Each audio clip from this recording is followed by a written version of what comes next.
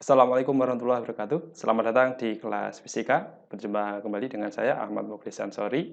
Pada kesempatan kali ini kita akan bersama-sama belajar tentang besaran fisika. Nah, tahukah sahabat semuanya apa itu besaran fisika? Besaran dalam fisika itu adalah sesuatu yang dapat diukur, memiliki nilai, kemudian yang terakhir adalah dapat dinyatakan dalam angka. Nah, pertanyaan kita sekarang adalah, kenapa harus dinyatakan dalam angka? Nah, sekarang untuk mempermudah pemahaman kita, mari kita ikuti penjelasan berikut ini. Nah, sekarang di sini ada sebuah foto.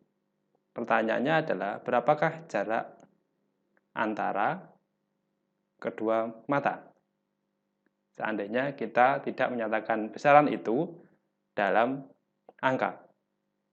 Jawabannya mesti dekat. Bagaimana dengan kedua telinga? Nah, jawabannya agak dekat. Bagaimana dengan jarak SMA 2 Ponorogo dengan alun-alun Ponorogo? Kita bisa menjawab agak jauh. Ponorogo dengan Surabaya? Jauh. Ponorogo dengan Jakarta? Sangat jauh. Bagaimana dengan Ponorogo dengan Aceh? Sangat jauh sekali. Ponorogo ke Mekah?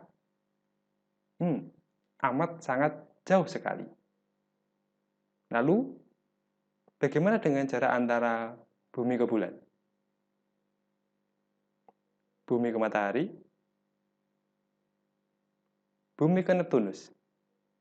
Nah, jika besaran-besaran itu tidak dinyatakan dengan angka, maka kita akan kehabisan kata-kata untuk menyatakan besaran-besaran tersebut. Ya kan? Sekarang kita bandingkan jika besaran-besaran itu kita nyatakan dengan angka.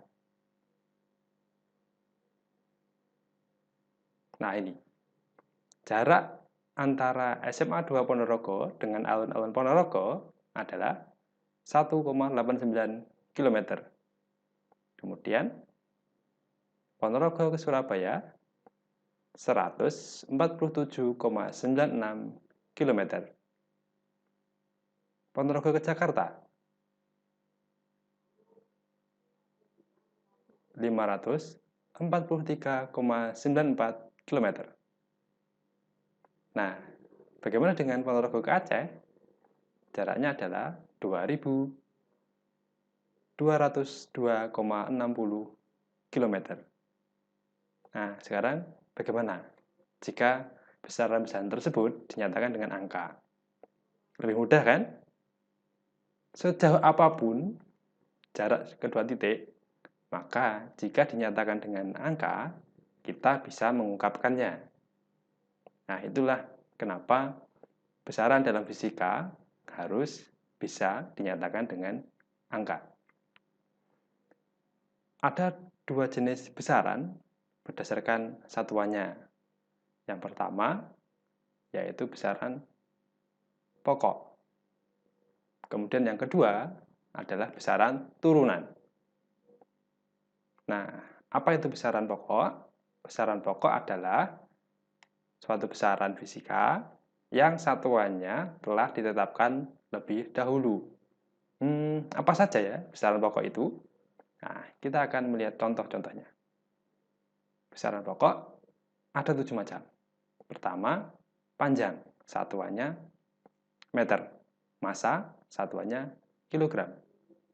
Waktu, satuannya sekon. Kuat arus listrik, satuannya ampere. Kemudian suhu, satuannya Kelvin. Intensitas cahaya, satuannya kandela. Jumlah zat, satuannya mol.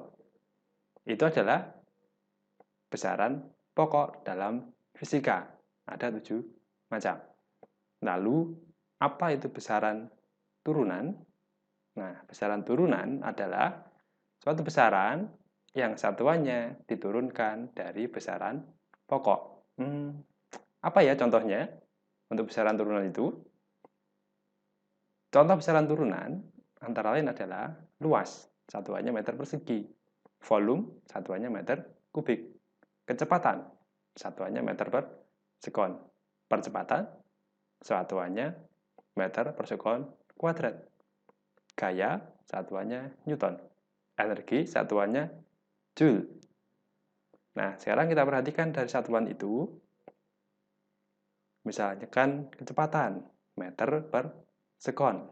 Berarti di situ ada unsur satuan meter adalah satuan dari besaran pokok panjang. Sekon adalah satuan dari besaran pokok waktu. Nah, jadi kecepatan besaran yang diturunkan dari besaran pokok panjang dan waktu. Nah, bagaimana? Sudah paham kan? Nah, selanjutnya, selain besaran pokok dan besaran turunan, kita dalam fisika juga akan membahas klasifikasi besaran berdasarkan ada tidaknya arah. Apa saja besaran itu? Yang pertama adalah besaran vektor. Kemudian yang kedua, itu adalah besaran skalar. Apa ya besaran vektor itu? Besaran vektor yaitu besaran yang memiliki nilai dan memiliki arah serta memenuhi operasi vektor. Jadi ada 3 syarat. Jadi memiliki nilai dan memiliki arah dan juga memenuhi operasi vektor. Kemudian apa saja contoh-contohnya? Contoh besaran vektor adalah perpindahan, kemudian kecepatan, kemudian percepatan, gaya, dan momentum. Di manakah cara mengekspresikannya gaya tersebut? Misalkan dalam sebagai besaran vektor, maka contoh cara mengekspresikan gaya itu adalah misalkan suatu benda didorong 10 Newton ke arah kanan. Jadi ada arahnya. Kemudian misalkan kecepatan. Benda bergerak dengan kecepatan 10 meter per sekon ke arah utara. Jadi di situ selain ada nilai juga ada arah dari vektor tersebut. Yang kedua, yaitu besaran skalar. Kalau besaran skalar itu hanya memiliki nilai tanpa arah. Apa saja contohnya? Contoh besaran skalar adalah jarak, kemudian kelajuan, ada perlajuan, ada massa, ada juga volume. Nah, coba kalian cari apa saja contoh-contoh dari besaran skalar yang lainnya. Silahkan kalian cari ya, kita nanti akan kita bahas, kita diskusikan bersama. Apa itu saja contoh dari besaran skalar. Baik, untuk hari ini cukup sekian untuk pembelajaran kita tentang besaran dalam fisika.